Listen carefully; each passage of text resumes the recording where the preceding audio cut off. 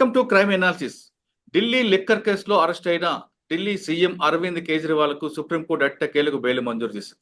గతంలో ఎన్నికల సమయంలో ఇంటరిం బెయిల్ ఇచ్చిన సుప్రీంకోర్టు తర్వాత అతను కోర్టుకు రావడం, తర్వాత ఆయన జైలుకి వెళ్ళడం, తర్వాత శిక్ష అనిపించిన తర్వాత ఈ రోజు ఆయనకి ఇంటరిం బెయిల్ ఇస్తూ చాలా ముఖ్యమైన అంశాలు ప్రస్తావించింది. అంటే ఏజెన్సీస్ అరెస్ట్ అనేది మ్యాండేటరీ కాకూడదు, ఇన్వెస్టిగేషన్ పార్ట్ చేయాలంటూ కొన్ని సూచనలు చేసింది. ఈ సూచనలపై మనతో మాట్లాడడానికి హైకోర్టు అడ్వకేట్ రాజీవ్ రెడ్డి గారు ప్రస్తుతం స్కాట్లాండ్ ఉన్నారు. ఆయన అడిగి అరెస్ట్ అనేది ఎందుకు మ్యాండేటరీ అవుతుంది, అరెస్ట్ చేయకుండా ఇన్వెస్టిగేషన్ చేయలేమా అనే అంశాలని రాజీవ్ రెడ్డి గారిని అడిగి తెలుసుకున్నాం. సార్ నమస్తే అండి. నమస్తే సార్, ఇందులో ఈరోజు అరవింద్ గారికి బెయిల్ వచ్చింది. ఆయన మరి కాసేపట్లో బయటకు రానున్నారు. ఈ అరవింద్ కేజ్రీవాల్ కన్నా ముందు కవిత అరెస్ట్ అయ్యారు కాబట్టి కవితకు వస్తుందా రాదా అన్న విషయం పక్కన పెడితే అరవింద్ గారికి బెయిల్ ఇచ్చిన తర్వాత సుప్రీంకోర్టు కొన్ని ఇష్యూస్ కూడా మాట్లాడుతూ కొన్ని సూచనలు చేసింది. అంటే ప్రతి ఏజెన్సీ కూడా అరెస్ట్ అనేది మ్యాండేటరీ చేయకూడదు, తప్పనిసరిలో పారిపోతాడు అనే విషయం ఉండి, లేదా హ్యాబిచువల్ అఫెండర్ అయితేనే అరెస్ట్ చేయాలంటూ కొన్ని సూచనలు చేసినట్టుగా తెలుస్తుంది. ఒకసారి మీరు కాపీ చదివారు కాబట్టి అందులోని విషయాలు వస్తాయి చెప్పండి. అంటే ఈ ఈ ఈ ఈ అరవింద్ కేజ్రీవాల్ కాదు కానీ ఈ జడ్జిమెంట్ అంటే రీసెంట్ గా ఒకటి సిజిఎస్టి కేసులో కూడా ఐ థింక్ ఇదే బెంచ్ జస్టిస్ సంజీవ్ ఖన్నా గారి బెంచే వచ్చింది. ఓకే, ప్రాబ్లం ఏమిటంటే ఇది ఒక చర్చ, లిక్కర్ స్కామ్ అని, ఆ స్కామ్ అని, లేకపోతే ఈ కేసు ఆ కేసు అని కాదండి. ఒక ఫండమెంటల్ చర్చ ఎప్పటి నుంచో ఏమంటారు లీగల్ సర్కిల్స్ లో, స్కాలర్స్ లో, సీనియర్ అడ్వకేట్స్ లో జరుగుతుంది. ఈ మధ్యన ఒకటి అభిషేక్ సింఘ్వి గారు, కపిల్ సిబాల్ గారు, ఐ థింక్ హరీష్ సాల్వే గారు ఒక ఇంటర్వ్యూ వచ్చింది, వారు ముగ్గురు. తర్వాత ప్రొఫెసర్ నాగేశ్వర గారు కూడా పదే పదే పదే చెప్తా ఉంటాడు. ఇది బై అండ్ లార్జ్ పెద్ద చర్చ అనమాట మన భారతదేశానికి సంబంధించి. ఓకే, ఏంటిదంటే అంటే లిక్కర్ స్కామ్ అని కాదు, నేరం జరగటము, అరెస్ట్ చేయటము, ఇన్వెస్టిగేషన్ కంప్లీట్ చేయడము, ట్రయల్ చేయడం, ట్రయల్లో సాక్ష్యాలను ప్రూవ్ పెట్టి బియాండ్ రీజనబుల్ డౌట్ నేరాన్ని ప్రూవ్ చేసి నేరం చేసిన అతన్ని శిక్ష పడ్డం ఇస్ ద ఆబ్జెక్టివ్. క్రిమినల్ లా, అది క్రిమినల్ జస్టిస్ ఇస్తుంది. అయితే మన దగ్గర ఏమవుతుందంటే అంటే రకరకాల ఫ్యాక్టర్స్ వల్ల ప్రొఫెసర్ నాగేశ్వర్ గారి కొటేషన్ అంటే కరెక్ట్, ప్రాసెసే పనిష్మెంట్ అవుతుంది. పనిష్మెంట్ తర్వాత అది పడుతుందో లేదో దేవుడు, కానీ ప్రాసెస్ లోనే పనిష్మెంట్. రెండోది, మన దేశంలో చెప్పాను, లీగల్ అవగాహన భారతదేశ పౌరులకి, ప్రజలకు అంత లేదు. సినిమాల్లో చూసిందే లీగల్ అనుకోవటం. అంటే సుప్రీంకోర్టు 100 సార్లు చెప్పింది, అరెస్ట్ అనేది కలంకం కాదు, మచ్చ కాదు, తప్పు కాదు. అరెస్టు, డిటెన్షన్లు పార్టే. అతను నేరం చేసినట్టు కోర్టులో సాక్ష్యాలతో సహా ట్రయల్లో ప్రూవ్ అయిన తర్వాతనే నేరగాడి కింద పరిగణించాలి. అందుకే మన దగ్గర ముద్దాయి అంటారు తప్పిస్తే నేరగాడు అనరు, అక్యూజ్డ్ అంటారు తప్పిస్తే క్రిమినల్ కన్విక్ట్ అని అనరు. కానీ మన దగ్గర ఏమైందంటే అరెస్ట్ కాగానే వాడు దొంగ, వాడు నేరం చేశాడు. బై అండ్ లార్జ్ మీరు మెయిన్ స్ట్రీమ్ మీడియాలో కూడా చూడండి, ఏదైనా కేసులో అరెస్ట్ కాగానే ఏమంటారు బ్రేకింగ్ న్యూస్ అని, అదని ఇదని అతన్ని దొంగ అనేసి కంక్లూజన్కి వచ్చేస్తారు అనమాట. జైల్లోకి వెళ్ళిన తర్వాత కూడా ఖైదీ నెంబర్ అని కూడా బ్రేకింగ్ ప్లేట్ లో ఒకటి వేసేసి, ఇప్పుడు కన్విక్ట్ ఖైదీ వేరు, రిమాండ్ ఖైదీ వేరు, అతని పైన ఏది ప్రూవ్ కాలేదు. తర్వాత అక్కడ మనకేంటంటే టోటల్ డిస్కనెక్ట్ అవుతుంది. అతనికి సమాజంలో ఏమంటారు కలంకము, మచ్చ, అతని కుటుంబానికి మచ్చ. ఇంత గోయింగ్ ఫార్వర్డ్ కేసు ప్రూవ్ అయ్యేది లేదు, అతను పోయేది లేదు చాలా కేసుల్లో. ఇంకోటి ఏంటంటే మన దగ్గర జరిగే డిలే వల్ల, ఇన్ఎఫిషియన్సీ వల్ల, కరప్షన్ వల్ల, దీని వల్ల జరిగేది ఏంటంటే శిక్షలు ఎలా పడతలేవు చేస్తలే కానీ ఎవరు పట్టించుకోవట్లేదు. కంప్లైంట్ చేసిన వ్యక్తి కానీ విక్టిమ్లకు కూడా సాటిస్ఫాక్షన్ అరెస్ట్లోనే. నా ప్రాక్టీస్ లో కూడా ఎన్నోసార్లు వచ్చి అరెస్ట్ చేయించాలి, లేకపోతే నేను ప్రాసిక్యూషన్ చేసినప్పుడు బెయిల్ అపోజ్ చేయాలి, ఎట్లా ఉండేటట్టు చూడండి అంటారు.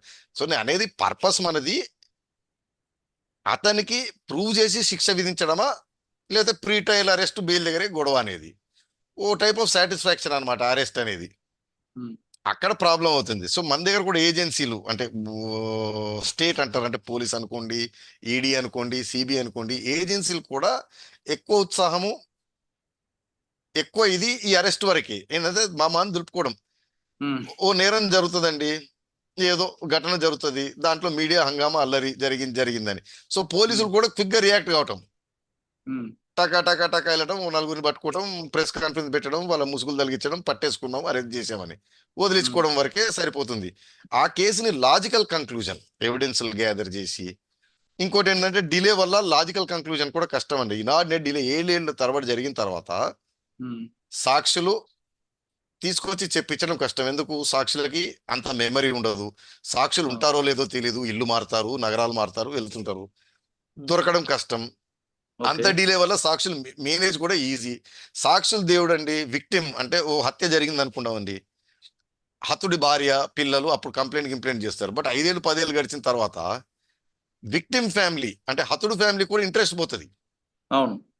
దాని. ఎందుకంటే 10 ఏళ్లలో జీవితం గడిచిపోతుంది, ఏదేదో జరుగుతుంది, ఎక్కడికి వెళ్తారు, ఎవరు బతుకులు వాళ్ళవి, ఎవరి కష్టాలు వాళ్ళది, జీవన చట్రము, ఎవరి స్ట్రగుల్ వాళ్ళది ఉంటుంది. ఉమ్, ఈ ఈ ఈ దాంట్లో ఓన్లీ అరెస్ట్ పైనే మన ఫోకస్ అంతా. అరెస్ట్ జరిగితే సంతోషము, ఉమ్, అరెస్ట్ జరిగితే బాధ, అరెస్ట్ జరిగితే కొంతమంది సంతోషం, కొంతమంది బాధ, ఓవర్ అన్నమాట. ఇప్పుడు అవినాష్ రెడ్డి గారి కేసులో చూసాం మనం. ఉమ్, ఎంతసేపు అరెస్టర్ అని చూస్తారు తప్పిస్తే ఎవరు ఫోకస్, ఎవరు ప్రెజర్, ఎవరు గోల, ఇంక్లూడింగ్ విక్టిమ్స్ డాక్టర్ సునీత గారు కావచ్చు, ఎవరైనా కావచ్చు, మీడియా సాక్ష్యాలు ఏంటిది, ఛార్జ్ షీట్ ఏంటిది, ఈ కేసు ప్రూవ్ అవుతుందా లేదా, ఇన్వెస్టిగేషన్ సరిగ్గా జరుగుతుందా లేదా అనేది కంప్లీట్ అవుట్ ఆఫ్ ఫోకస్ అన్నమాట. అవును, కరెక్టే అండి. ఇప్పుడు అరవింద్ గారి కేసులో ఒకసారి చెప్పండి, సుప్రీంకోర్టు కామెంట్స్. సో ఇంత చర్చ ఎందుకంటే అరవింద్ గారికి, సో ఈ చాన్నాళ్ళ నుంచి జరుగుతున్న చర్చ ఏంటిదంటే ఇన్వెస్టిగేటింగ్ ఏజెన్సీలకి, లేటెడ్ బి పోలీస్ అనుకోండి, సిబిఐ అనుకోండి, ఈడీ అనుకోండి, కస్టమ్స్ ఆఫీసర్ అనుకోండి, రకరకాల ఇన్వెస్టిగేటింగ్ ఆఫీసర్లకి అరెస్ట్ అంటే చెప్పాను కదా, క్రిమినల్ లా జస్టిస్ సిస్టమ్ లో ఫస్ట్ నేరం జరిగిన ఇన్ఫర్మేషన్ వస్తానే తీసుకోవాల్సిన స్టెప్లు: సస్పెక్ట్ ని, ముద్దాయిని అప్రెండ్ చేయటము, సాక్ష్యాల్ని గ్యాదర్ చేయటము, ఇన్వెస్టిగేషన్ కంప్లీట్ చేయడం. సో దీంట్లో ఫస్ట్ స్టెప్ అరెస్ట్. అయితే అన్ని క్రిమినల్ లా జస్టిస్ సిస్టమ్ లో పవర్ ఆఫ్ అరెస్ట్ అనేది ఇస్తారండి ఇన్వెస్టిగేటింగ్ ఏజెన్సీలకి, ఇన్వెస్టిగేటింగ్ ఆఫీసర్లకి. ఉమ్, దానికి కారణం ఏంటిదంటే మన దగ్గర కూడా సిఆర్పిసి తీసుకోండి, ఆర్ ఏది తీసుకున్నా కానీ, ఇదేమో prevention of money laundering act లో ఉమ్, గ్రౌండ్స్ ఏంటంటే power of arrest is there. Investigating um, ఆఫీసర్కి, ఇన్వెస్టిగేటింగ్ ఏజెన్సీలకి, దానికి ఉమ్, ఎటువంటి లేదు. పవర్ ఆఫ్ అరెస్ట్ ని ఎక్సైజ్ చేసిన తర్వాత need to arrest or um, necessity to arrest అంటారు. ఈ రెండు వేరు. ఉమ్, మీ మీ మీ మీ మీ అబ్బాయిని, మీ కొడుకునో మీ కూతురునో క్రమశిక్షణలో పెట్టడము, వారు బాగుపడడం కోసం, ఆ క్రమశిక్షణ అమలు చేయడం కోసం కాస్త మీరు హార్ష్ గా బిహేవ్ చేయొచ్చు. ఓ దెబ్బేయొచ్చు, లేకపోతే ఆ, ఏదైనా పనిష్మెంట్, ఆ, ఈ పూట నీకు అది కొనియను, నువ్వు టీవీ చూడడానికి వీల్లేదని మీకు ఆ, మీకు హక్కు ఉంది, పవర్. అవును. కానీ ఆ పవర్ ని ఎక్సర్సైజ్ చేయడానికి నెసెసిటీ ఉందా లేదా, నీడ్ ఉందా లేదా అనేది చర్చ. ఉమ్, మీ అబ్బాయి అన్ని పద్ధతులు పాటిస్తున్నాడు, జాగ్రత్తగా ఉంటున్నాడు, మీరు ఎక్సర్సైజ్ చేయాల్సిన అవసరం లేదు కదండి. అవును. సో ఈ కేసులో డిస్కషన్ అదనమాట. అంటే ఇది ఎప్పటి నుంచో ఉన్న డిస్కషన్, ఉమ్, ఎప్పటి నుంచో.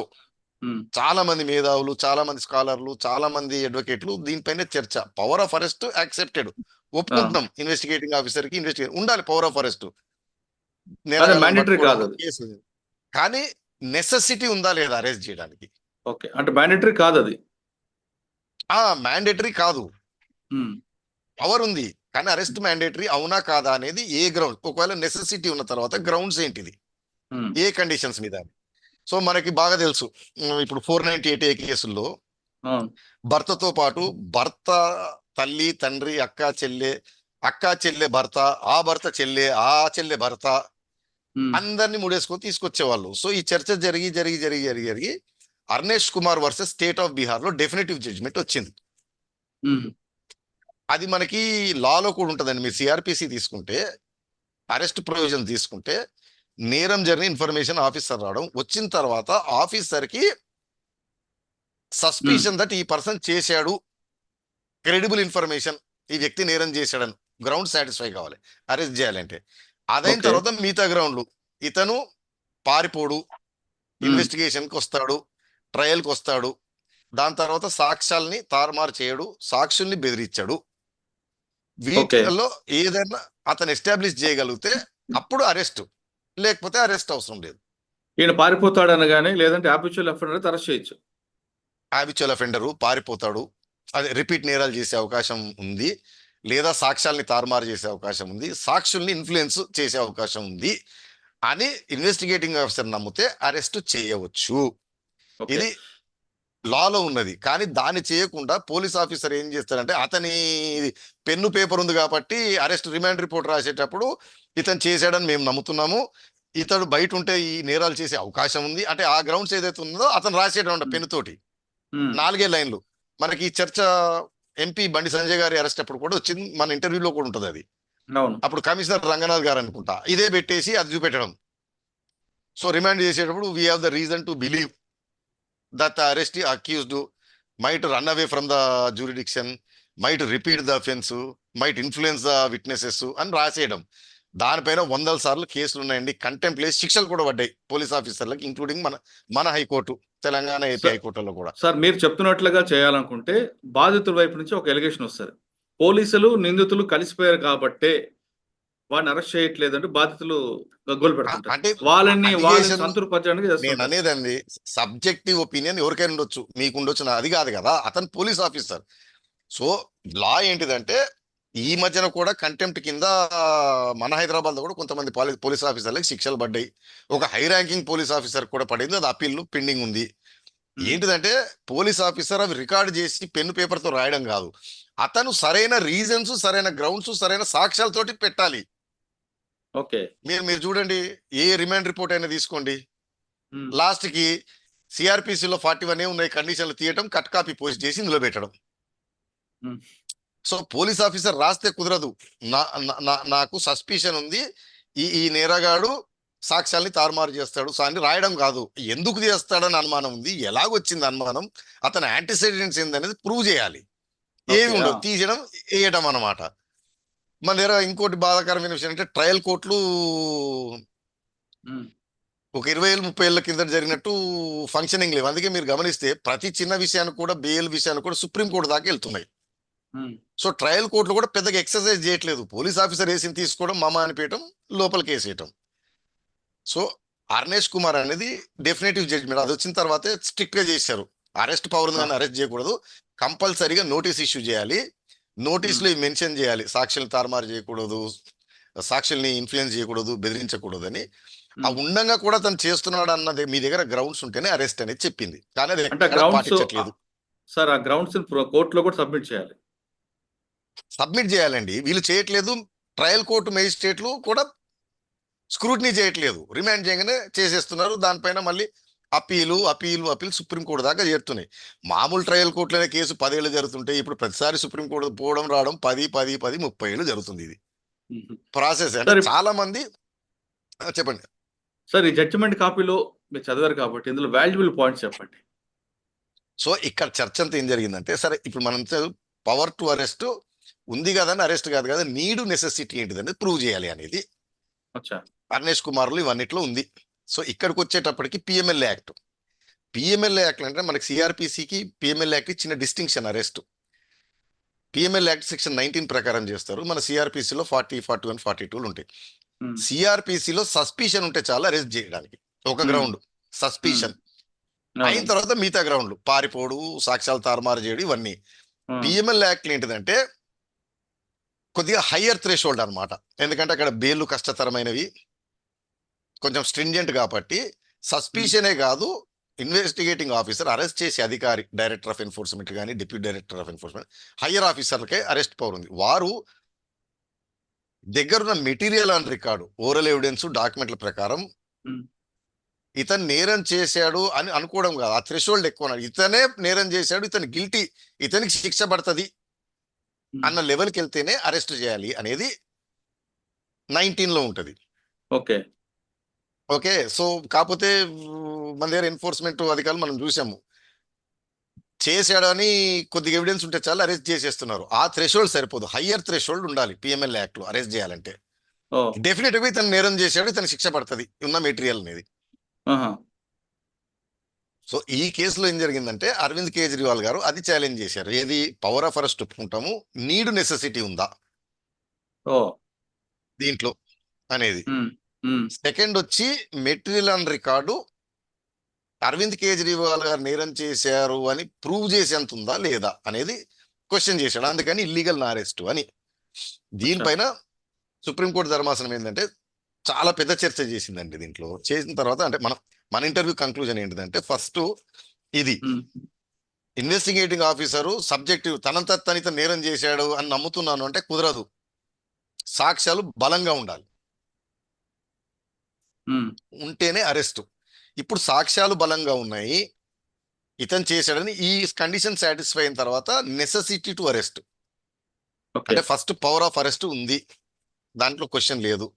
పవర్ ఆఫ్ అరెస్ట్ ఎక్సర్సైజ్ చేయడానికి ఇంపార్టెంట్ గ్రౌండ్ వచ్చి ఇన్వెస్టిగేటింగ్ ఆఫీసర్ తన దగ్గర ఉన్న సాక్ష్యాలు, డాక్యుమెంటరీ, ఓరల్ ఎవిడెన్స్లు సబ్జెక్టివ్ కాదు ఆబ్జెక్టివ్ గా వీటితోటి ఇతను నేరం చేశాడు, ఇతను గిల్టీ అన్న కంక్లూజన్ వచ్చేది రికార్డ్ చేయాలి. ఉమ్, ఇది చేసిన తర్వాత అరెస్ట్ చేయాల్సిన అవసరం ఉందా లేదా, ఈ మూడు పైన చర్చ అన్నమాట. సో దీంట్లో అరవింద్ కేజ్రీవాల్ గారి మెయిన్ కంటెన్షన్స్ ఏంటిదంటే, ఉన్న రికార్డు ప్రకారం నేను చేసినట్టు అంత డెఫినెటివ్ ఎవిడెన్స్ లేదు. ఎందుకంటే శరత్ చంద్రారెడ్డి గారు, మాగుంట రాఘవరెడ్డి గారు ఈ స్టేట్మెంట్లు అన్ని తీసుకుంటే వారు ఎన్నోసార్లు విచారణకు పోయారు, అరెస్ట్ అయ్యారు, అప్పుడెప్పుడు నాకు చెప్పలేదు. నా గురించి చెప్పగానే బెయిల్ రావడం, లేదా బెయిల్ వచ్చిన వెంటనే నా గురించి చెప్పడం. కాబట్టి అది అంతా సరిపోదు అనేది.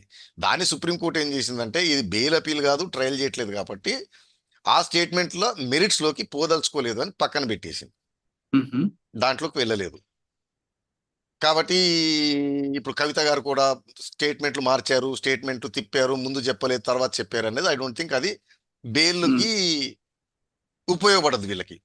ఆ ఓకే. చర్చలోకి పోదలుచుకోలేదు అని చెప్పేసింది. ఎందుకంటే ఇది అరెస్ట్ ఛాలెంజ్ చేస్తూ వచ్చిన దాంట్లో సాక్ష్యాల యొక్క మెరిట్లు, డిమెరిట్లు మేము చర్చించదలుచుకోలేదు ఈ పిటిషన్లో. అవి మీరు బెయిల్ పైన అప్పీల్ వచ్చినా ఆర్ ట్రయల్లో వచ్చినా అప్పుడు చర్చలకు వెళ్ళే అవకాశం ఉంది. ఇది only judicial review on legality of arrest మీద మాత్రమే వెళ్తున్నాం మేము. ఓకే. కాబట్టి ఆ దాంట్లో పోలేదు కాబట్టి అది కవిత గారికి పెద్ద హెల్ప్ఫుల్ కాదు. స్టేట్మెంట్లు మార్చారు, చేశారు, బెయిల్ వచ్చిన తర్వాత స్టేట్మెంట్లు మారినాయి ఇది అనేది. సో సాక్ష్యాల దాంట్లోకి వెళ్ళలేదు. వెళ్ళకుండా మాత్రం ఒకటి ఎస్టాబ్లిష్ ఏం చేసిందంటే, ఇన్వెస్టిగేటింగ్ ఆఫీసర్ మనీ లాండరింగ్ అఫెన్స్లు మోర్ పర్టికులర్గా థ్రెషోల్డ్ చాలా హై ఉన్న మెటీరియల్ ప్రకారము ఇతనే చేశాడు, ఇతను శిక్ష పడుతుంది అనేది థ్రెషోల్డ్ హై చేసి అప్పుడు మాత్రమే అరెస్ట్ చేయాలి. సస్పిషన్ పైన నేను అనుకుంటున్నాను. రెండోది ఏంటంటే, మెటీరియల్ ఆన్ రికార్డ్ అంటే మెటీరియల్ రెండు రకాలు ఉంటుందండి. ఒకటి అక్యూజ్డ్ నేరం చేశాడని పాయింట్అవుట్ చేసి కొంచెం ఉంటే, అక్యూజ్డ్ చేయలేదని కూడా కొన్ని ఉంటాయి. అవును. ఆర్ డౌట్ వచ్చే మెటీరియల్ కూడా ఉంటుంది. సో మన దగ్గర ఏం చేస్తారంటే, ఇన్వెస్టిగేటింగ్ ఆఫీసర్లు జనరల్గా సెలెక్టివ్ అనమాట. అతని ఇన్వెస్టిగేషన్లో కొన్ని ఇతను చేయలేదని కూడా వస్తే వాటిని పక్కన పెట్టేయడం, వాళ్ళని తొక్కేయడం, వాళ్ళు మాయం చేయడం చేస్తూ ఉంటారు. వాళ్ళ పనికొచ్చేది చేస్తుంటారు. అట్లా వేయడానికి కుదరదు, అంత మెటీరియల్ చూడాలి. ఓకే. ఎక్స్కల్పేటరీ మెటీరియల్ అంటారు. ఓకే, ఈ కేసులో ఈడీ కేసులో సిబిఐ కూడా అరెస్ట్ చేసింది కదండి. అది తర్వాత వద్దామండి, ముందు ఇక్కడ వరకే అంటే చర్చ. ఈ కేసు మనీ లాండరింగ్ సంబంధించి ఇది. సో సుప్రీంకోర్టు ఏం చెప్పిందంటే, ధర్మాసనం ఆ చర్చలోకి మేము వెళ్ళదలుచుకోలేదు. బట్ గ్రౌండ్ మాత్రం మన ఏమంటారు జడ్జ్మెంట్లు ఇది మాత్రం చెప్పింది, investigating officer especially money laundering offence లో బిలీవ్ దట్ ఈ పర్సన్ చేశాడనే థ్రెషోల్డ్ చాలా హై ఉంటుంది అని. సెకండ్ వచ్చిన తర్వాత ఇంపార్టెంట్ చర్చ దీంట్లో, ఓకే పవర్ టు అరెస్ట్ ఉంది, రీజన్స్ టు బిలీవ్ ఇతను చేశాడు అనేది ఉంది. థర్డ్ ఆస్పెక్ట్, ఓకే ఇతను నేరం చేశాడన్న సాక్ష్యాలు కూడా ఉన్నాయి, కానీ అరెస్ట్ అవసరమా లేదా? ఎందుకంటే object of criminal justice system is trial, శిక్ష, నాట్ అరెస్ట్లు. నెసెసిటీ ఉందా లేదా? అక్కడ అరవింద్ కేజ్రీవాల్ తరఫున ఆర్గ్యుమెంట్ ఉంటుంటే, వీరు చెప్పే ప్రకారం ఈ నేరాలన్నీ ఎప్పుడు 2023 కంటే ముందు జరిగినాయి ఇన్సిడెంట్లు, సాక్ష్యాలు అవన్నీ కూడా అంతకు ముందే జరిగినాయి. దాని తర్వాత జరిగినవి ఏమీ లేదు. ఇంత గ్యాప్ నేను బయటే ఉన్నాను కాబట్టి ఏ నష్టం ఏది జరగలేదు, కేసుకు జరగలేదు, లేదా నేను ఏ అఫెన్సులు చేయలేదు, ఈ అఫెన్స్లో ఏది జరగలేదు. ఇప్పుడున్న పలంగా అరెస్ట్ ఎందుకు చేశారు అనేది ఆయన. సరే, దాంతో పాటు కొంచెం డేటా కూడా సబ్మిట్ చేశారు. ఈడీ ఎన్ని కేసులు బుక్ చేసింది, దాంట్లో ఎన్ని ఛార్జ్ షీట్లు వేశారు, ఎంతమంది అరెస్ట్ చేసింది, ఎన్ని పెండింగ్ ఉన్నాయని ఇవన్నీ చూస్తూ జస్టిస్ ఇది ఇద్దరు సభ్యుల ధర్మాసనం అనమాట. సో బట్ ఈడీ కేసుల పైన definitive judgement 5 judge judgement Vijay Madan Lal Choudhary 5 judge bench ఇచ్చింది కాబట్టి వీళ్ళు ఏం చేశారంటే, పవర్ ఆఫ్ అరెస్ట్ క్లారిటీ ఇచ్చారు ఉంది, కానీ పవర్ ఆఫ్ అరెస్ట్ ఎక్సర్సైజ్ చేయాలంటే రీజన్స్ టు బిలీవ్. తర్వాత నేను చెప్పాను, సాక్షులు తారుమారు చేయకూడదు, సాక్షుల్ని బెదిరించకూడదు, ఇవన్నీ ఉన్నాయి. సరే, ఉండడానికి కూడా అరెస్ట్ చేయాలా లేదా, నెసెసిటీ టు అరెస్ట్ ఉందా లేదా కూడా అది మనకు లాలో లేదండి, నీడ్ టు అరెస్ట్ అని ఎక్కడ. కాకపోతే లా రాసి అంటే పోలీస్ ఆఫీసర్ తన మైండ్ డిస్క్రిషన్ ఎక్సర్సైజ్ చేస్తారు అనుకున్నాను. బట్ సుప్రీంకోర్టు వారు ఏం తెలిచారంటే దీనిపైన క్లారిఫికేషన్ ఈజ్ వెరీ ఇంపార్టెంట్. ఇప్పుడు మనకి మన దేశంలో జరుగుతున్నది అరెస్ట్ల పైన power of arrest, reasons to believe అతను చేశాడని, అతని పైన సాక్ష్యాలు ఇవన్నీ ఓకే, కానీ నెసెసిటీ టు అరెస్ట్ కూడా క్లారిఫికేషన్ కావాలని చెప్తూ ఆ ఒక్క క్లారిఫికేషన్ పైన 5 సభ్యుల ధర్మాసనానికి రిఫర్ చేశారు. ఎందుకంటే Okay. విజయలాల్ మదన్ లాల్ చౌదరి కూడా 5 ఇచ్చారు కాబట్టి రిఫర్ చేసి ఇంకోటి 5 జడ్జ్ జడ్జ్మెంట్ కనుక వస్తే కనుక అది డెఫినెటివ్ లా అయిపోతుంది, విచ్ ఈస్ వెరీ ఇంపార్టెంట్ ఉన్న పరిస్థితులలో. అంటే Oh. మన దగ్గర ఏంటంటే అబ్యూజ్ అన్నమాట. మనం ఇంట్లో కూర్చొని ఉంటే కూడా ప్రభుత్వం వ్యతిరేకమను పోలీస్ ఆఫీసర్లు ఏదో చేసి మన ఇద్దరం ఇంటర్వ్యూ చేస్తుంటే ఇప్పుడు వచ్చి ఓ సంచి గంజాయి మన చేతిలో వేయడం, ఎఫ్ఐఆర్ రాయడం, తీసుకెళ్లి అరెస్ట్ చేసి దొబ్బడం. నేను ఇది చేయలేదు అని మీరు ప్రూవ్ చేసుకోవడానికి 10 ఏళ్ళు పడుతుంది. ఈ లోపల లైఫ్ కథం. ఈ లోపల మన మీడియా చేశాడా లేదా బ్యాక్గ్రౌండ్ తెలియకుండా బ్రేకింగ్ న్యూస్, అదిరిపోయే న్యూస్ అని చెప్పి వేయటం. ఇది చాలా ఇంపార్టెంట్ అండి. అంటే Okay. విస్తృతమైన చర్చ జరగాలి దీనిపైన. Right, అంటే sir. నేను చూశాను ఇప్పుడు వెస్టర్న్ డెమోక్రసీలో Hmm. ఉగ్రవాదం చేసి బాంబులు లేపినోడు కూడా అరెస్టులు గిరేసిన అట్లా బెటరు. Mhm. ఫోకస్ ఏంటంటే టకా టకా టకా ట్రయల్ చేయటం, శిక్ష చేయటం. చేయలేదని ప్రూవ్ అయితే వదిలిపెట్టడం. ఏళ్ల తరబడి శిక్ష ప్రూవ్ కాకుండా జైళ్ళలో నలగడం అనేది అంత మంచిది కాదు. కాబట్టి ఈ రిఫరెన్స్ నేను అంటే నా హోప్ అన్నమాట, నా ఆశ, విస్తృత ధర్మాసనం బాగా చర్చ చేసి దానిపైన క్లారిఫికేషన్ ఇవ్వాలి, నెసెసిటీ టు అరెస్ట్. ఎందుకంటే Okay. మన దగ్గర అబ్యూస్ అంతా, ఎక్స్‌ప్లాయిటేషన్ మీద. అంతా ఈ పవర్ టు అరెస్ట్ నే. అంటే ఇప్పుడు సుప్రీంకోర్టు ఒకవేళ జడ్జిమెంట్ ఇచ్చిందంటే ఇంకా నెక్స్ట్ స్టెప్ లో అరెస్ట్ చేయాలంటే ఇవన్నీ ఈ ఫార్మాట్ అనేది చూసుకున్న తర్వాత అరెస్ట్ అంతే కదండి. నేను అనేది మీరు నేరం చేశారు బానే ఉంది. నేరం చేసినోడు మన ఆబ్జెక్ట్ ఏంటిది, మన ఫోకస్ ఏంటిది, మన గోల్ ఏంటిది నిరూపించి శిక్ష చేయటం. అవును, అది కాదు ఉండదు కదా, ముందు అరెస్ట్ చేసి చేతులు లుప్పుకోవడం అనేది వస్తుంది. దులుపుకోవటము, అరెస్ట్ అయినోడు సంకనాకటం, సమాజం అంతా చిన్నచు. అంటే 2 రకాలు, అరెస్ట్ అయినోడికి 2 రకాలు ఉన్నాయండి. అతను సాధారణ జీవితం గడుతూ కష్టపడుతూ చేస్తున్న వాడేమో కుంగి కృషించిపోయి జీవితం నాశనం అయిపోతుంది, అతను వ్యాపారాలు పోవడం, సంసారం పాడగాడు. ఇక నేరగాడు ఉంటాడు అనుకోండి, నేను సపోజ్ చెప్తున్నా, వీధిలో మర్డర్ చేస్తాను, అందరు భయపడి పరిగెడతారు, పోలీసులు వచ్చి నన్ను అరెస్ట్ చేస్తారు, నెలకు 2 నెలలకు 3 నెలలకు బెయిల్ మీద బయటకు వస్తున్నాను నేను, ఎందుకంటే ట్రయల్ జరగట్లేదు. బయటకు వచ్చిన తర్వాత ఇక నేను దాదాని అయిపోయా, ఉస్తాద్ని అయిపోయా. మొన్ననే మర్డర్ చేసి వచ్చాను రా, బెయిల్ మీద ఉన్నా అనగానే అందరు భయపడి పరిగెడతారు, వసూళ్లు, సెటిల్మెంట్లు, కబ్జాలు వగేరా వగేరా. ఇది పెరుగుతుంటే నేను ఆల్రెడీ దాదానే అయ్యాను కదా, నాకు వ్యతిరేకంగా కూడా సాక్ష్యం చెప్తారండి. చెప్పరు సార్. ఇప్పుడు ఈ చెప్పరు. కేసులో మీరు అన్నట్లుగా సుప్రీంకోర్టు గాని ఒక లైన్ తీసుకుంటే అది ఒక కేస్ స్టడీగా ఉండిపోయి నెక్స్ట్ మన దేశంలో అరెస్ట్ అనేది సక్రమంగా వెళ్తా తప్ప మిస్యూజ్ అవ్వదు. అది బాధ ఏంటంటే ఆల్రెడీ లైన్ తీసుకుంది Arnesh Kumar versus state of Bihar. ఇప్పుడైతే ఇప్పుడు అందరికీ తెలిసిందో 41A notice compulsory, 41A notice compulsory ప్రతి ఒక్కరు మాట్లాడడం మొదలు పెడుతున్నారు. ఆ 41 ఎప్పుడు ఉండగా వాడలేదు. అర్నేష్ కుమార్ సుప్రీంకోర్టు కరాఖండిగా చెప్పింది 41A ఇవ్వాల్సిందే, ఓకే, అరెస్ట్ చేయడానికి వీల్లేదు అని. ఇదే కేసులో అరెస్ట్ అయిన కవిత గారి ఇష్యూకి వస్తే ఆవిడ కూడా బెయిల్ కావాలని పిటిషన్ వేశారు. ఇప్పుడు ఆవిడ విషయానికి వచ్చే వరకు మళ్ళీ అదే అడ్డంకి. ఈ కేసులో 2 అండి. అరవింద్ కేజ్రీవాల్ బెయిల్ వేరే లైన్ లో జరుగుతూ ఉంది. జరుగుతుండగా తన అరెస్ట్ నే ఛాలెంజ్ చేస్తూ ఒక పిటిషన్ వేశారు. అవును, ఓకే. కవిత గారు కూడా 2 పిటిషన్లు, నా అరెస్టే ఇల్లీగల్ అని చెప్పి సుప్రీంకోర్టులో వేశారు. అరెస్ట్ కాగానే అది విత్డ్రా చేసుకున్నారు, మళ్ళీ కింద వేశారు. సో 2 పిటిషన్లు దీంట్లో, ఒకటి బెయిల్, ఒకటి అసలు అరెస్టే ఇల్లీగల్, అక్రమం అనేది. అరవింద్ కేజ్రీవాల్ దాంట్లో అక్కడ దాకపోతే, అరవింద్ కేజ్రీవాల్ గారు దాంట్లో జడ్జిమెంట్ చదివితే మీరు కవిత గారు ఏ గ్రౌండ్స్ అయితే తీసుకుంటున్నారో నా అరెస్ట్ ఇల్లీగల్ అని, వారు ఐ థింక్ ప్రెస్ నోట్ కూడా రిలీజ్ చేశారు. పదే వారికి సంబంధించి చెప్పేది ఏంటంటే శరత్ చంద్రారెడ్డి, మాగుంట రాఘవరెడ్డి వగేరా వగేరా స్టేట్మెంట్ల పైన తీసుకున్నారు. వారి స్టేట్మెంట్లు ట్రస్ట్ వర్తీ కాదు, ఎందుకంటే వాళ్ళు అంతకుముందు 10 సార్లు పోయినప్పుడు ఎప్పుడు చెప్పింది నా మీద చెప్పంగానే బెయిల్ వచ్చినాయి, లేదా బెయిల్ రాగానే నా మీద చెప్పారు అనేది వాళ్ళ గ్రౌండ్. ఈ జడ్జిమెంట్ ప్రకారము దాంట్లో సుప్రీంకోర్టు వెళ్ళదలుచుకోలేదు, కాబట్టి అది కవిత గారికి హెల్ప్ఫుల్ కాదు, అరెస్ట్ అక్రమము అని. రెండోది, ఈ కేసులో చెప్పింది అదే. క్వశ్చన్ వచ్చింది ఏంటిది, పవర్ టు అరెస్ట్ ఉంది, దాని రీజన్స్ ఉన్నాయి, కానీ అరెస్ట్ అవసరం మా దగ్గర వచ్చింది. దానిపైన రిఫరెన్స్ పంపిస్తూ ఆల్రెడీ 90 రోజులు జైల్లో ఉన్నాడు కాబట్టి ఇంటరిం బెయిల్ ఇచ్చారు. కవిత గారు దానికి వచ్చే వరకు ఈ వాదన చెల్లదు. ఏది, దాంట్లో ఉన్న సాక్షులు శరత్ చంద్రారెడ్డి, బుచ్చిబాబు, అరుణ్ రామచంద్ర పిల్లే, మాగుంట శ్రీనివాసరెడ్డి, వీళ్ళ స్టేట్మెంట్లు మార్చారు, తిప్పారు, చేశారు, బెయిల్ వచ్చినాయి, వాళ్ళకి బెనిఫిట్లు వచ్చినాయి అనేది ఆ ఆర్గ్యుమెంట్ క్లోజ్ అయిపోయింది కవిత గారికి, ఎందుకంటే దాంట్లో వెళ్ళదలుచుకోలేదు అంది. రెండో argument, power to arrest, need, necessity to arrest. Kavitha garu దగ్గరకు వచ్చేటప్పటికి వారు సెల్ ఫోన్లను డిలీట్ చేశారంటున్నారు. బుచ్చిబాబుని ఇన్ఫ్లుయెన్స్ చేయడానికి ట్రై చేశారు, ఎవరు అప్రోచ్ అయ్యారు వారు అనేది. ఈ రెండు ఉన్న తర్వాత నెసెసిటీ టు అరెస్ట్ వచ్చిందా లేదా మీరే చెప్పండి. వచ్చింది. వచ్చేసింది. సో ఆ రెండు పోయినాయని నాది. సరే అది ఎంతవరకు నిలబడుతుంది అనేది కోర్టు పోయిన తర్వాత తెలుస్తుంది. కానీ ప్రైమా ఫేసి మనం చర్చించుకోవడానికి మనం చూసిన డాక్యుమెంట్ల ప్రకారము వారు స్టేట్మెంట్లు మార్చుకున్నారు, వారిది నిలబడదు అనేది ఆ చర్చలోకి ఈ స్టేజ్ లో సుప్రీంకోర్టు పోదలుచుకోలేదు. ఏది అరెస్ట్ ఛాలెంజ్ చేసింది దాంట్లో కవిత గారు రెండే గ్రౌండ్ల మీద బేస్ చేసుకుంటున్నారు. ఒకటి అది పోయింది. రెండోది వచ్చి నెసెసిటీ టు అరెస్ట్ ఉందా లేదా.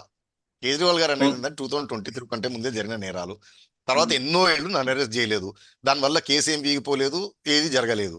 కవిత గారికి వచ్చేటప్పటికి ఫోన్లు డిలీట్ చేశారు, సాక్ష్యాలను ఇన్ఫ్లుయెన్స్ చేయడానికి ట్రై చేశారు. కాబట్టి నెసెసిటీ టు అరెస్ట్ అరైజ్ అయింది అనేది ఆవిడే చేసుకున్నట్లే. సో కవిత గారికి కేజ్రీవాల్ గారికి ఉన్న డిఫరెన్స్ సార్. ఇక్కడ కవిత గారి విషయం కాస్త పక్కన పెడితే, కేజ్రీవాల్ గారి భార్య మొన్న స్టేట్మెంట్ ఇచ్చారు. ఇందులో టీడీపీ ఎంపీ కావాలని నా భర్తను ఎదిరికించారు అన్న స్టేట్మెంట్ బేసిస్ ఇచ్చారు. వీడియో క్లిప్పింగ్ కూడా వచ్చింది. అదేమైనా ఇందులో దీని మీద ప్రభావం చూపించి ఉండొచ్చా? ఆ చర్చలోకి వెళ్ళదలుచుకోలేదు అంది. సుప్రీంకోర్టు ఏం చెప్పిందంటే కేజ్రీవాల్కి వ్యతిరేకంగా స్టేట్మెంట్లు ఇచ్చినాయి వాళ్ళు కోవర్షన్ అంటే బెదిరింపుల ద్వారా ఈడీ వాళ్ళు తీసుకున్నారు, లేదా వాళ్ళని టెంప్ట్ చేయడం ద్వారా బెయిల్ ఇస్తాము, కేసు నీరుగడుతుందని తీసుకున్నారు. కాబట్టి ఆ స్టేట్మెంట్లు వ్యాలిడ్ కాదు అనేది వాదన. దాని సుప్రీంకోర్టు ఏం చేసిందంటే ఈ వాదన ఇక్కడ మేము వినం, అది ట్రయల్ అప్పుడు బెయిల్ అపీల్ వచ్చినప్పుడు లేదా ట్రయల్ జరుగుతున్నప్పుడు జరిగే చర్చ అది. వాటికి ఎంత ఇంపార్టెన్స్ ఇవ్వాలి ఆ స్టేట్మెంట్లకు అనేది. ఇక్కడికి వచ్చినప్పుడు ప్రైమా ఫేసి కేసు ఉంది వీరిపైన ఈ స్టేట్మెంట్ల ప్రకారం. పవర్ టు అరెస్ట్ ఉంది, రీజన్స్ టు అరెస్ట్ కూడా ఉంది, కానీ నెసెసిటీ ఉందా లేదా అరెస్ట్ చేయడానికి అనేది. కవిత మళ్ళీ చెప్తున్నా, కవిత గారు వచ్చేటప్పటికి మీరు ఆలోచించుకోండి నెసెసిటీ ఉందా లేదా అనేది. Right sir. ఇప్పుడు కేసులో అరెస్ట్ చేసిన తర్వాత 90 రోజుల్లోపు ఛార్జ్ షీట్ వేయకపోతే బెయిల్ వస్తుంది అనేది నడుస్తుంది. రైట్, కోర్టు చెప్తుంది. కానీ ఛార్జ్ షీట్ లో మిస్టేక్స్ ఉండి ఛార్జ్ షీట్ వేయకపోతే బెయిల్ వేసుకోవచ్చా వేయకూడదు? ఎందుకంటే ఇప్పుడు ఫోన్ ట్యాపింగ్ లా కేసు తీసుకుంటే 90 రోజుల్లో కాదు 100 రోజులు అయింది, వేసిన ఛార్జ్ షీట్ లో మిస్టేక్స్ ఉన్నాయి కాబట్టి మాకు బెయిల్ ఇవ్వండి అంటూ టెలిఫోన్ ట్యాపింగ్ కేసులో వాళ్ళు వెళ్ళారు. ఇక్కడ కూడా కొద్దిగా ఏమంటారంటే చాలా టెక్నికల్ గా బాగుంటుందండి. దీంట్లో కూడా జనరల్ లా మనకి ఏంటిదంటే సిఆర్పిసిలో అరెస్ట్ చేసిన 60 రోజులు తీవ్రం కాని నేరాలు అంటే 7 ఏళ్ల లోపల శిక్ష పడే వాటికైతేనేమో 60 రోజులలో ఛార్జ్ షీట్ వేయకపోతే అరెస్ట్ అయిన వ్యక్తికి default bail, by default bail ఇవ్వాలి. అంటే ఇదేంటంటే క్రిమినల్ లా జస్టిస్ సిస్టము ప్రాథమిక హక్కులు కాన్స్టిట్యూషన్ బ్యాలెన్స్ చేయడం అనమాట. రైట్ టు లిబర్టీ ఉంది కదండి మనిషికి, స్వేచ్ఛగా జీవించే హక్కు, దాన్ని నొక్కుతున్నారు కాబట్టి ఆ ప్రివిలేజ్ ఇచ్చారు. 7 years లోపల శిక్ష పడే నేరాలైతే అరెస్ట్ అయిన 60 రోజుల్లో ఛార్జ్ షీట్ వేయాలి తన పైన. తీవ్రమైన నేరాలు అంటే 10 ఏళ్ళు ఆ పైన పడే శిక్షలు అయితే 90 రోజులు వెసులుబాటు. 90 రోజుల్లో ఇన్వెస్టిగేటింగ్ ఆఫీసర్ ఛార్జ్ షీట్ వేయాలి. ఒకవేళ కంప్లీట్ చేయకపోతే ఇన్వెస్టిగేషన్ కంప్లీట్ కాలేదని నెపంతో జైల్లో పెడతారు కదా. బయట ఉంటే సాక్ష్యాలని తారుమారు చేయొచ్చు, సాక్షులు బెదిరించవచ్చు, మాకు ఇన్వెస్టిగేషన్ అడ్డంకులు జరుగుతాయి అనేది కండిషన్ అరెస్ట్. ఇంతకుముందు చెప్పింది నెసెసిటీ టు అరెస్ట్ అదే. అతను బయట ఉంటే ఇన్వెస్టిగేషన్ సరిగ్గా జరగదు, ట్రయల్ సరిగ్గా జరగదు అనేది అరెస్ట్ కారణం. ఇన్వెస్టిగేషన్ పెండింగ్ ఉండగా ముద్దాయి బయట ఉంటే ఇన్వెస్టిగేషన్ కి ఇబ్బందులు జరుగుతాయి అనే దానిపైన జైల్లో పెట్టేది. అయితే 60 రోజులు 90 రోజులు ఆ కండిషన్ కనుక లేకపోతే పోలీస్ ఆఫీసర్ ఇన్వెస్టిగేటింగ్ అయ్యి ఏళ్ల తరబడి నానుస్తారు అతను జైల్లో పెట్టడానికి. అతను బెయిల్ వేసుకున్నప్పుడల్లా ఇన్వెస్టిగేషన్ పెండింగ్ ఉంది, అతను వదిలిపెడితే ప్రమాదము ఇన్వెస్టిగేషన్ కానీ చెప్పే అవకాశం ఉంటుందని బ్యాలెన్స్ చేయడం కోసం 60 రోజులు 90 days. తక్కువ తీవ్రమైన నేరాలు అయితే 60 రోజులు, తీవ్రతరమైన నేరాలు అయితే 90 రోజుల్లో ఛార్జ్ షీట్ వేయాలి. వేయకపోతే default bail. Phone tapping case charge sheet దీంట్లో కూడా అంటే మనకి లాలో పోయే కొద్దీ ఇది జనరల్ ప్రిన్సిపల్స్ ఇలా ఉంటాయి. బట్ ఒక్కొక్క కేసు వచ్చేటప్పటికి కొన్ని టెక్నికల్ ఇష్యూస్ అరైజ్ అవుతాయి. ఒక కేసులో గతంలో 60 రోజులు బెయిల్ వేయలేదు, ఆ 60 రోజుల్లో ఛార్జ్ షీట్ వేయకపోతే అతనికి డిఫాల్ట్ బెయిల్ రైట్ వస్తుంది, తప్పిస్తే బెయిల్ రాదండి. ఉమ్, రైట్ మొదలవుతుంది అతను బెయిల్ వేసుకునేది, కానీ ఉమ్, బెయిల్ ఆటోమేటిక్ గా రాదు. 60 రోజులు కంప్లీట్ అయిన తర్వాత జైల్లో ఉన్న ముద్దాయి బెయిల్ పిటిషన్ వేసుకోవాలి, వేసుకోకపోతే బెయిల్ రాదు. ఉమ్, రైట్ మాత్రమే వస్తుంది, రైట్ ఎన్ఫోర్స్ కాదు, వేసుకోవాలి. ఒక ఒక కేసులో గతంలో ఏం జరిగిందంటే, వెరీ ఇంపార్టెంట్ కేసు అన్నమాట. 60 రోజుల్లో ఛార్జ్ షీట్ వేయలేదు వాళ్ళు, ఇతను కూడా 60 రోజు బెయిల్ పిటిషన్ వేయలేదు. వేయకుండా కొన్ని రోజుల తర్వాత ఎవరో లాయర్ సలహా చెప్పి, అతని నాలెడ్జ్ ఉన్నట్లేదు, వాళ్ళ లాయర్కి తెలిసినట్లేదు, ఎవరో సలహా చెప్తే పరిగెత్తుకుంటా వచ్చి బెయిల్ పిటిషన్ వేసాడు. బెయిల్ పిటిషన్ వేసిన రోజే ఇన్వెస్టిగేటింగ్ ఏజెన్సీ ఛార్జ్ షీట్ వేసింది. ఉమ్, అక్కడ ఏమైందంటే సుప్రీంకోర్టు దాకా వెళ్ళిన తర్వాత సుప్రీంకోర్టు అప్పట్లో జడ్జిమెంట్ ఏమని ఇచ్చిందంటే, అతను బెయిల్ పిటిషన్ వేయలేదు, కానీ బెయిల్ పిటిషన్ పెండింగ్ టైంలో ఒక్కోసారి ఏం జరుగుతుందంటే మనం బెయిల్ పిటిషన్ వేసేస్తాం, ఛార్జ్ షీట్ వేయరు. ఉమ్, వాదనలు జరిగిన తర్వాత జడ్జిమెంట్ కోసం పెట్టుకుంటారు, వచ్చే వారము 3 రోజులకు జడ్జిమెంట్ అని అందరికీ తెలిసిందే. ఉమ్, ఉమ్, వాదనలు జరిగిన రోజే జడ్జిమెంట్ ఇవ్వరు, ఇరుపక్కన వాదనలు విని, లేదా అవును. ప్రాసిక్యూటర్ కి నోటీసు, కౌంటరు, ఆర్గ్యుమెంట్లకు డేట్ ఇస్తారు. ఉమ్, ఈ అంటే 2-3 రకాల సిచ్యువేషన్లు అనమాట. ఛార్జ్ షీట్ వేయలేదు, అతను బెయిల్ అప్లికేషన్ వేసుకోకపోతే బెయిల్ రాదు, అతను వేసుకోవాల్సిందే. కానీ బెయిల్ పిటిషన్ వేసిన తర్వాత బెయిల్ పిటిషన్ ఆ రోజే తేలదు. అవును. అతను బెయిల్ పిటిషన్ వేసిన తర్వాత ప్రాసిక్యూటర్ గారికి నోటీసు, వారు కౌంటర్ వేయాలి, వారు రెడీ కావాలంటే 4 రోజులు వారం రోజులు టైం ఇస్తారు. ఉమ్, లేదా వారు రెడీగా వచ్చి వాదనలు వినిపించిన తర్వాత కూడా కోర్టు జడ్జిమెంట్ కోసం పెట్టుకుంటారు. ఈ ఉమ్, లోపల ఇన్వెస్టిగేటింగ్ ఏజెన్సీ వచ్చి ఛార్జ్ షీట్ వేసింది అనుకోండి, ఉమ్, ఏంటిది పరిస్థితి అనేది అప్పుడు పెక్యులర్గా వచ్చింది. ఉమ్, వచ్చిన తర్వాత సుప్రీంకోర్టు అప్పుడు ఏం చెప్పిందంటే, అతను బెయిల్ డిఫాల్ట్ వేసుకోలేదు, ఉమ్, గ్యాప్ ఇచ్చాడు, అతను వేసుకున్న తర్వాత ఛార్జ్ షీట్ వేస్తే అతనికి బెయిల్ ఎంటైటిల్డ్ కాదు అని ఇచ్చింది. చాలా నాళ్ళు అదే లా. ఓహో. దీనిపైన కొద్దిగా అప్పుడు గందరగోళం జరిగింది. సో ఛార్జ్ షీట్ వేయకపోయినా అతను డిఫాల్ట్ బెయిల్ వేయగానే ఏదో ఒక ఛార్జ్ షీట్ తీసుకొచ్చి పారేసేవాళ్ళు అనమాట పోలీసులు, వాని బెయిల్ మరి ఆపాలని చెప్పి. ఇప్పుడు ఈ కేసులో ఐ ఏమవుతుందండి? థింక్ అప్పుడు సిసిఎస్ లోను దేంట్లో టాస్క్ ఫోర్స్ మద్దిపాటి శ్రీనివాస్ గారు అని ఏసీపీ ఉండాలి. అవును. నేను అసిస్టెంట్ ప్రాసిక్యూటర్ కింద ఉన్నప్పుడు ఒక కేసు అలానే జరిగితే, అతను ఏంటంటే అతను తీవ్రమైన నేరాలు చేశాడు, అతను బెయిల్ రావద్దని నా దగ్గరికి తీసుకొస్తే ఆ జడ్జిమెంట్ తీసి చెప్పి ఆ రోజు వాదన చేస్తే బెయిల్ రిజెక్ట్ అయింది. బట్ ఆ, లేటర్ ఆన్ సుప్రీంకోర్టు ఏం చేసిందంటే దాన్ని కరెక్షన్ చేసింది. తప్పు ఒకసారి డిఫాల్ట్ బెయిల్ అనేది రైట్ వచ్చేసిన తర్వాత ఆ తర్వాత ఎప్పుడు వేసినా కుదరదు. బెయిల్ ఉమ్, పిటిషన్ పెండింగ్ లో ఉన్నా, బెయిల్ పిటిషన్ వేసినప్పుడు ఛార్జ్ షీట్ వేసినా కన్సిడర్ చేయడానికి వీలు లేదు, అతనికి బెయిల్ రైట్ ఇచ్చేయాలి అని వచ్చింది. కరెక్షన్ అయింది అది కేసు. అచ్చా. సో ఇప్పుడు లా ఏంటిదంటే తర్వాత ఇప్పుడు వచ్చే వరకు ఇంకో టెక్నికల్ ప్రాబ్లం ఎక్కడైందంటే, ఇది జనరల్ ప్రిన్సిపల్ కి ఈ టైం అంటే మనకి లా రాసినప్పుడు ఏమో రాస్తారు ఇట్లా, బట్ ప్రాక్టీస్ లోకి వచ్చి ఈచ్ ఇండివిజువల్ కేసులో కొన్ని పెక్యులారిటీలు అవును. ఎమినేట్ అయితే. ఇప్పుడు నేను చెప్పిన ఒక ఎగ్జాంపుల్, మన టెలిఫోన్ ట్యాపింగ్ కేసు, కవిత గారి కేసులో కూడా జరుగుతుంది ఏంటంటే, వారు విత్ ఇన్ అంటే ఈ చాలా జడ్జిమెంట్లు కాన్ఫ్లిక్టింగ్ జడ్జిమెంట్లు ఉన్నాయి అక్కడ. దీనిపైన కూడా సుప్రీంకోర్టు క్లారిటీ ఇస్తుందని అనుకుంటున్నాను. ఉమ్, ఒక కేసులో, రాజస్థాన్ కేసు అనుకుంటా, ఆ కేసులో ఏం జరిగిందంటే ఎఫ్ఐఆర్ బుక్ అయింది, పోలీసులు ఇన్వెస్టిగేట్ చేస్తున్నారు, ఉమ్, అతన్ని కస్టడీలోకి తీసుకొని రిమాండ్ పంపించేశారు. రిమాండ్ పెండింగ్ లో ఉండగా 60 days కాకముందే ఐ థింక్ ముద్దాయో లేకపోతే విక్టిమో హైకోర్టుకి వెళ్ళారు. ఉమ్, పోలీస్ ఆఫీసర్లు సరిగ్గా ఇన్వెస్టిగేట్ చేయట్లేదు, దీన్ని తప్పుదారి పట్టిస్తున్నారు కాబట్టి, ఉమ్, అదే ఇప్పుడు మన వైఎస్ సునీత గారు వీళ్ళు వేసినట్టు మాకు సిబిఐ చేత విచారణ జరగాలని వేస్తారు కదండి, పోలీస్ పైన అవును. నమ్మకం లేదు అని. ఉమ్, అలాగ ఒక హైకోర్టులో ఒక పిటిషన్ వేశారు.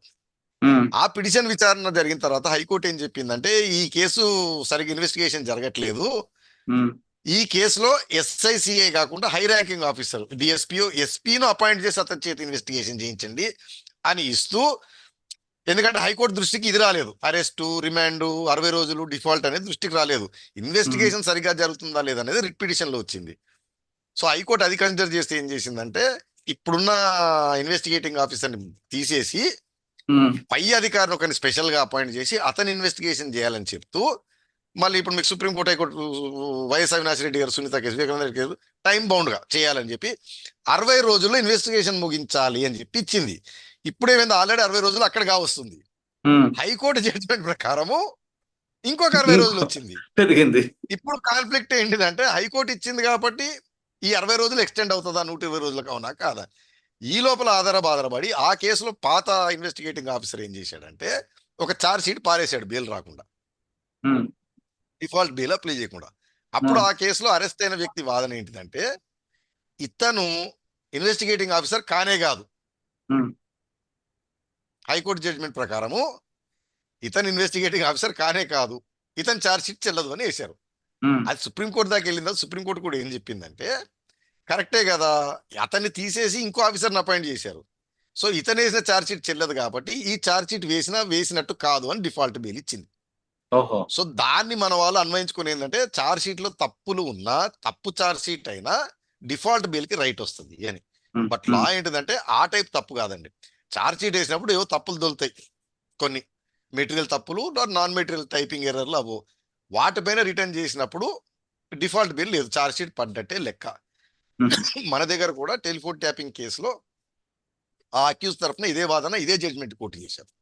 ఉమ్, దాంట్లో డిఫాల్ట్ బిల్ ఇవ్వాల్సిందే అని చెప్పి సుప్రీంకోర్టు చెప్పింది, తప్పుడు ఛార్జ్ షీట్ వేసినా డిఫాల్ట్ బిల్ అని చెప్పింది అని. ఉమ్, దానిపైన ప్రాసిక్యూషన్ వారి వాదన ఏంటంటే వేరే జడ్జిమెంట్లు, వేరే సుప్రీంకోర్టు వేరే హైకోర్టు జడ్జిమెంట్లు వేస్తూ ఆ కేసులో అతను ఇన్వెస్టిగేటింగ్ ఆఫీసరే కాదు, అవును. అతను వేసిన ఛార్జ్ షీట్ చెల్లదు. అది వేరు. దీంట్లో ఏంటిదంటే ఏదైనా తప్పులతో రిటర్న్ అయితే ఛార్జ్ షీట్, ఉమ్, ఛార్జ్ షీట్ వేయనట్టు లెక్క కాదు, అది కరెక్షన్ చేసేస్తాం కాబట్టి ఛార్జ్ షీట్ ఫైల్ చేసినట్టని అదే బేసిస్ మీద వారు బెయిల్ పిటిషన్ కొట్టేసింది. ఇప్పుడు కవిత గారి కేసులో కూడా ఛార్జ్ షీట్ ప్రాసెస్ ఏంటంటే ఛార్జ్ షీట్ వేయంగానే ఛార్జ్ షీట్ అయిపోదండి. అది ఉమ్, పోలీసు వారు ఇన్వెస్టిగేషన్ చేసిన తర్వాత మొత్తం ఎవిడెన్స్ తో పెడుతూ అంతా చేస్తూ చేసేది ఛార్జ్ షీట్. దాని ప్రాసెస్ ఏంటంటే కోర్టు వారు దాన్ని తరోగా చదువుతారు. జడ్జి, మేజిస్ట్రేట్ కానీ జడ్జి గారు, ట్రయల్ జడ్జి ఎవరు ఉంటారు, చదివిన తర్వాత అతను కూడా ఒపీనియన్ ఫామ్ చేయాలి. ఎస్, ఈ ఎవిడెన్స్ల ప్రకారం, ఈ సాక్ష్యాల ప్రకారం ఈ నేరం జరిగింది అన్న తర్వాత దాన్ని అప్రూవ్ చేస్తాడు అనమాట. ఓహో. చేస్తారన్నమాట. అప్పుడు ఛార్జ్ షీట్ ఫైనల్ అనమాట, కంప్లీట్ అయినట్టు. సో మనం ఛార్జ్ షీట్లు ఎన్నైనా ఇస్తాం, దానికి అప్రూవల్ రావాలి. సార్ ఇప్పుడు ఫైనల్ గా చెప్పండి, ఫోన్ ట్యాపింగ్ కేసులో మీరు అన్నట్లుగా వీళ్ళు నిందితులుగా భావిస్తున్న వ్యక్తులు వేసిన బెయిల్ పిటిషన్ అంది కోర్టు పరిగణలో తీసుకుంటుందా తీసుకోదా?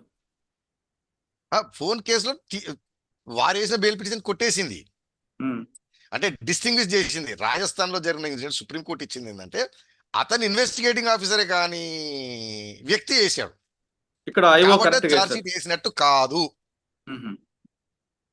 ఇక్కడ ఐఓ వేశారు అనేది. కరెక్ట్. ఇక్కడ వేశారు, కరెక్ట్ వేశారు. ఈ ఈ ఈ చిన్న చిన్న తప్పులు ఆర్ కొన్ని తప్పులు లేదా కరెక్షన్ల కోసం రిటర్న్ చేసింది వేయనట్టు లెక్క కాదు, వేసినట్టే లెక్క అని డిస్మిస్ చేశారు. డిఫాల్ట్ బెయిల్ రావడానికి ఛార్జ్ షీట్ వేయకముందు ఛార్జ్ షీట్ రిటర్న్ చేసిన చాలాసార్లు పోలీస్ ఆఫీసర్లు ఏం చేస్తారంటే ముద్దాయికి బెయిల్ రాకూడదు అన్న ఉద్దేశం మీద ఆదర బాదరగా మామ అనిపించి ఏదో తీసి ఛార్జ్ షీట్ వేసేస్తూ ఉంటారు అనమాట. సో ఇక్కడ కన్సిడర్ చేయాల్సింది ఏంటిదంటే ఆ అంటే మళ్ళీ చెప్పాను కదా, ఛార్జ్ షీట్ వేసిన తర్వాత ఇంకొక స్టెప్ ఉంటుంది. ఆ ఛార్జ్ షీట్ ని కోర్టు వారు పరిగణలోకి తీసుకోవడం, అంటే సఫిషియెంట్ మెటీరియల్ ఉందా, సఫిషియెంట్ ఎవిడెన్స్ ఉన్నాయా ప్రొసీడ్ కావడానికి, ట్రయల్ చేయడానికి అనేది తీసుకోవాలి. తీసుకున్న తర్వాత యాక్సెప్ట్ అవుతుంది. ఫస్ట్ డెఫినేటివ్ లా ఏంటిదంటే ఛార్జ్ షీట్ వేయడమే ఇనఫ్, డిఫాల్ట్ బెయిల్ రైట్ కోల్పోతాడు. దాని తర్వాత ఛార్జ్ షీట్ ని పరిగణన తీసుకోవడానికి ఎంత టైం అయినా తీసుకునివ్వండి కోర్టు, అది కోర్టు డిస్క్రిప్షన్, కోర్టుకున్న పని భారం, పని ఒత్తిడి వల్ల. కోర్టు వారు పరిగణలోకి తీసుకోలేదు అని డిఫాల్ట్ బెయిల్ మాత్రం ఇవ్వరు, అక్కడికి అయిపోతుంది. సెకండ్ వచ్చేటప్పటికి ఛార్జ్ షీట్ చూసిన తర్వాత ఏదైనా తప్పులు తడకలు, ఏదైనా ఏమంటారు ఎర్రర్స్, ఏదైనా గ్యాప్లు ఉంటే రిటర్న్ చేస్తారు కోర్టు, అది కరెక్షన్ చేసి ఏమని. అప్పుడు కూడా డిఫాల్ట్ బెయిల్ రైట్ ఉండదు. ఓన్లీ రైట్ ఏంటిదంటే ఇన్సఫిషియంట్ ఛార్జ్ షీట్, అంటే దానిలో అండి ఉన్న తప్పులు గ్యాప్లు మరీ ఎక్కువైతేనేమో ఇన్సఫిషియంట్ అవుతుంది, అప్పుడు మాత్రమే డిఫాల్ట్ బెయిల్ కి రైట్ వస్తుంది. అయితే ఈ లోపల మనకి ఇంకో చిన్న కన్ఫ్యూజన్ ఏంటంటే రితు చాబ్రియా కేసు అని ఒకటి ఉంటుంది. దాంట్లో ఇలానే జరిగితే కోర్టు ఏమందంటే తప్పులతో వేసిన ఛార్జ్ షీట్లు పరిగణలోకి తీసుకోవడానికి వీలేదు, డిఫాల్ట్ బెయిల్ వస్తుంది అని అంది. దానిపైన సెంట్రల్ గవర్నమెంట్ రివ్యూకి వెళ్ళింది, ఎందుకంటే అబ్దుల్ అజీజ్, పవన్ వాద్వాన్ వేరే జడ్జిమెంట్లు ఉంటాయి. కొన్ని తప్పులున్నా డిఫాల్ట్ బెయిల్ రాదు, ఛార్జ్ షీట్ వేసినట్టే లెక్క అనేది. సో దానిపైన ఏం చేసిందంటే ఆ రివ్యూ అది లార్జర్ బెంచ్ కి రిఫర్ చేస్తూ రితు వాద్వా జడ్జిమెంట్ పైన స్టే ఇచ్చింది, అది ఇప్పుడు లేదు. బట్ జనరలైజ్ చేసి చెప్పాలంటే, ఊరికే టెక్నికల్గా ఎందుకు పోవాలంటే, ఇనఫ్ మెటీరియల్ తోటి ఛార్జ్ షీట్ వేసి ఏదన్నా తప్పులు పొరపాట్లు కరెక్షన్ కోసం రిటర్న్ పోతే అది డిఫాల్ట్ బిల్ రైట్ రాదు, ఎందుకంటే ఛార్జ్ షీట్ వేసినట్టే లెక్క. అసలు ఏమీ లేకుండా చెత్తా చెదరం పనికిరాందంతా వేస్తే మాత్రం దానికి రైట్ వస్తుంది. ఆ ఓకే. టెలిఫోన్ ట్యాపింగ్ కేసులో కూడా జరిగింది అది. ఏదో ఎవిడెన్స్ లేవు అదే, నాకు ఆ కేసుని మొత్తం చూడలేదు కానీ న్యూస్ లో పేపర్లు వచ్చిన దాని ప్రకారం వారు అదే గ్రౌండ్ తీసుకున్నారు. హ్మ్. చార్జ్ షీట్ ఇన్సఫిషియెంట్ ఉంది కాబట్టి మాకు బెయిల్ రైట్ వస్తుంది అని. బట్ అక్కడ ప్రాసిక్యూషన్ వారు సక్సెస్ఫుల్ గా వాదించి ఐ థింక్ వాళ్ళు అప్పీల్ వెళ్తారు హైకోర్టు, అక్కడ తేలాల్సింది. నేను అదే మీడియా రిపోర్ట్లు చూసి చెప్తున్నాను. ప్రాసిక్యూషన్ వారు వాదించింది ఏంటంటే ఈ చార్జ్ షీట్ సఫిషియెంట్, ఆ మిస్టేక్స్ అంత గ్లేరింగ్ మిస్టేక్స్ అంత తీవ్రమైన ఇది లేదు, గ్యాప్ లేవు అని చెప్పింది. సో కవిత గారు దాంట్లో కూడా ఈ చార్జ్ షీట్ ప్రాసెస్, అది చార్జ్ షీట్ ఎన్నోసార్లు వేస్తారు, వేసిన తర్వాత దాంట్లో కరెక్షన్ చేయమని, గ్యాప్లు ఫిల్అప్ చేయమని, అంటే కోర్ట్ వారు సాటిస్ఫై అవ్వడం కోసం ఎన్నోసార్లు రిటర్న్ చేస్తుంటారు. బట్ దట్ డస్ నాట్ హ్మ్. ఆటోమేటిక్ రైట్ రాదు బెయిల్ కి. ఓకే. కానీ ఆ charge sheet only for the basis ఇతన్ని బెయిల్ రాకూడదు అని చెప్పి సరైన సాక్ష్యాలు లేకుండా ఏమి లేకుండా ఊరికే కొట్టేసి తీసుకొచ్చి పనికిరాని చెత్త చెదారం ఇస్తే మాత్రం రైట్ వస్తుంది. ఓకే. సార్ ఫైనల్ గా చెప్పండి. మీరు ఇందాక ఫస్ట్ లోనే చెప్పుకొచ్చారు మీరు. ఈ ఆర్డర్ కాపీ అనేది ఒక బెంచ్ మార్క్ గా ఉండాలి అన్నది. అంటే ఈ రిఫరెన్స్ వెళ్ళిన తర్వాత 5 జడ్జ్ బెంచ్ అంటే దీనిపైన ఆల్రెడీ ఉంది. హ్మ్. ఎవరు సామాన్య ప్రజలు కూడా కామన్ సెన్స్ తోటి ఆలోచిస్తే తెలుస్తుంది. అంటే నేను చెప్పాను మీకు, నేను తండ్రి కింద నా కొడుకుని క్రమశిక్షణలు పెట్టుకోవడం, ఆ! ఓ మాదిరిగా శిక్షించడం నా హక్కు. అతను హ్మ్. పాకెట్ మనీ కట్ చేయడము, టీవీ కట్ చేయడము, బయటికి వెళ్ళొద్దు, ఫ్రెండ్స్ తోటి పోవద్దు, లేదా ఓ దెబ్బ వేయడం కూడా నా హక్కు ఉంది, కాదని అనట్లేదు. కానీ అది అవసరమా చేయటం? పవర్ని ఎక్సర్సైజ్ చేసే నెసెసిటీ నీడ్ ఉందా లేదా? మన దగ్గర నేను చెప్పాను కదండి, ప్రాసెస్ నే పనిష్మెంట్ పనిష్మెంట్. చేసేసి పోలీసులు కూడా ఈ కరప్షన్ కూడా కారణం అదే. ఈ అరెస్ట్ భయంతో తారుమారు చేయటము, వసూలు చేయటము. మీరు గత మన భారతదేశం స్వతంత్రం వచ్చిన తర్వాత ఎన్ని కేసులైనా సరే మీరు మీడియా రిపోర్ట్లు, ప్రజల డిస్కషన్ కూడా నరేషన్ ఉన్నది. అరెస్టు అరెస్టు అరెస్టు అరెస్టు వరకే. అరెస్ట్ చేస్తే అవును. సంతోషం, అరెస్ట్ చేస్తే బాధ. అరే కేసు ఏమైంది, నిజంగా చేసాడా లేదా, నిజంగా చేస్తే శిక్ష పడిందా లేదా అనేది. ఇప్పుడు ఫర్ ఎగ్జాంపుల్ మర్చిపోతారండి. ఆ ఎన్నో కేసులు 20 ఏళ్ళు 30 ఏళ్ళ నుంచి నాంతా ఉన్నాయి. అవును. ఇన్ని ఏళ్ళు ఆనిన తర్వాత ఏ కేసు ప్రూవ్ కాదండి, అవును. కష్టం ప్రూవ్ చేయడం. అదే నేను చెప్పాను, సాక్షులకి మెమరీ ఉండదు, సాక్షులు దొరకరు, వారు ఎక్కడికో వెళ్ళిపోతారు. హ్మ్. ఆ రోజు జరిగిన ఘటన గుర్తుపెట్టుకుని నిన్న జరిగిందే మనకు గుర్తుండదు. అవును. విక్టిమ్ సంబంధించిన వాళ్ళకి కూడా ఇంట్రెస్ట్ ఉండదు. ఆ టైంలో పెద్దమంది దిగుతాడు. ఎందుకమ్మా పోయిన అతను తిరిగి వస్తాడు, అతను జైలు పంపిస్తే అమ్మాయి ఎదిగింది, పెళ్లి చేయాలి, వాని బాధలు వానుకుంటే వాళ్ళ బాధలు వాళ్ళకుంటే ఏదో తీసుకొని చేయన తర్వాత వాళ్ళు వచ్చి హాస్టైల్ అయిపోతారు. నాకేం తెలియదండి, మాకేం గుర్తులేదండి అంటారు కోర్టులో, కేసు ఎగిరిపోతుంది. సో దీనిపైన మాత్రం అంటే దేశ శ్రేయస్సు కోరి కూడా ఏంటిదంటే క్లారిఫికేషన్ ఆల్రెడీ ఉంది. క్లారిఫికేషన్ కామన్ సెన్స్ లా చదివితేనే ఉంటది. పోని దానిపైన అర్నేష్ కుమార్ జడ్జిమెంట్ లో సుప్రీంకోర్టు డెఫినెట్ గా చెప్పింది. చెప్పిన తర్వాత కూడా ఇదే చేస్తున్నారు. అంటే దాన్ని హ్మ్. ఓవర్కమ్ చేయడానికి కొన్ని 3 లైన్లు రాయటం అనమాట. అంతకుముందు మా లైన్లు కూడా రాసేది లేదు. హ్మ్. ట్రయల్ కోర్టులు కూడా కొంచెం యాక్టివ్ కావాలి. రిమాండ్ రిపోర్ట్ చూసి కండిషన్ సాటిస్ఫై అయినా లేదా. పోలీస్ ఆఫీసర్ బిలీవ్ కాదండి, అతను నేను రాస్తాడు, నేను అనుకుంటున్నాను మురళీధర్ తీవ్రవాది, రాజీవ్ రెడ్డి ఉగ్రవాది అని చాలా రాస్తాడు ఆయన. ఈ రాసిన దాన్ని సపోర్ట్ చేసే మెటీరియల్ ఉందా యెస్. లేదా. అవును.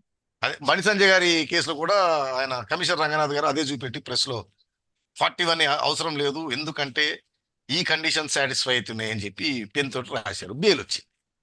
హ్మ్. సరే వారు పెద్దవారు, ఎంపీలు, ధన బలం ఉంది, ఆ బలం ఉంది, ఈ బలం ఉంది, కానీ బెయిల్ వస్తే సామాన్యులు నలిగిపోతారు. సో హోప్ అదే. 5 జడ్జ్ బెంచ్ క్రిస్టల్ క్లియర్ గా, అంటే ఇప్పుడు వచ్చే అలిగేషన్లు కూడా ఈడీని దుర్వినియోగం, సిబిఐని దుర్వినియోగం, పోలీస్ వ్యవస్థను దుర్వినియోగం, పొలిటికల్ ఇంటర్వెన్స్ కూడా ఓన్లీ అరెస్టే గోలా. అవును. ఈ అరెస్ట్లే. రేపు ఆంధ్రప్రదేశ్ లో గవర్నమెంట్ మారింది, తెలంగాణలో గవర్నమెంట్ మారింది, పాత గవర్నమెంట్లు ఉన్న వాళ్ళని ఇప్పుడు అరెస్ట్ గిరెస్ట్ చేయగానే సంతోషం. హ్మ్. ఆ పార్టీకి సంబంధించిన వాళ్ళు లేదా దాని సానుభూతి పరులు ఎగిరి గగ్గోలు పెట్టడము. హ్మ్. నిజమేందో అబద్ధమేందో ఎవరికి తెలియకుండా పోతుంది. అదే. మొత్తం మీద తీసుకుంటే అరవింద్ కేజ్రీవాల్ యొక్క జడ్జిమెంట్ ఒక బెంచ్ మార్క్ గా ఉండాలంటున్నారు రాజీవ్ రెడ్డి గారు. ఇది కూడా సుప్రీం బెంచ్‌కి రిఫర్ చేసి ఇది ఖచ్చితంగా బెంచ్ మార్క్ తీసుకుంటే ఇకపై దేశంలో అక్రమ అరెస్ట్‌లు ఉండవంటూ అతను కోరుతున్నారు. అంటే అరెస్ట్ చేయడం అనేది మ్యాండేటరీ కాదు. మన దేశంలో సాధారణంగా ప్రాసెస్ పనిష్మెంటే జరుగుతుంది. అంటే కేసు పెట్టిన దగ్గరుండి అరెస్ట్ చేసిన తర్వాత ఏం జరుగుతున్న విషయం పక్కన పెట్టి అరెస్ట్ విషయంలో అతనికి అరెస్ట్ చేయడం, జైలు పంపడం, వాళ్ళ కుటుంబాన్ని రోడ్డు మీదెట్టడం, మీడియా ట్రయల్ వరకే మాత్రం అవుతుంది. తర్వాత ఏం జరుగుతున్న విషయం ప్రజలు మర్చిపోతున్నారు కాబట్టి, ఇప్పటికైనా సుప్రీం కోర్ట్ ఒక బెంచ్ మార్క్‌గా పెట్టుకొని ఖచ్చితంగా అరెస్ట్ విషయంలో మ్యాండేటరీ చేయకుండా ఉండాలని, ఒక జడ్జిమెంట్ కావాలని ఆయన కోరుతున్నారు. ఇది రాజీవ్ రెడ్డి గారితో విశ్లేషణ. మరో అంశంలో మళ్ళీ కలుద్దాం. అంతవరకు నమస్తే. Thank you sir. Thank you very much. Thank you.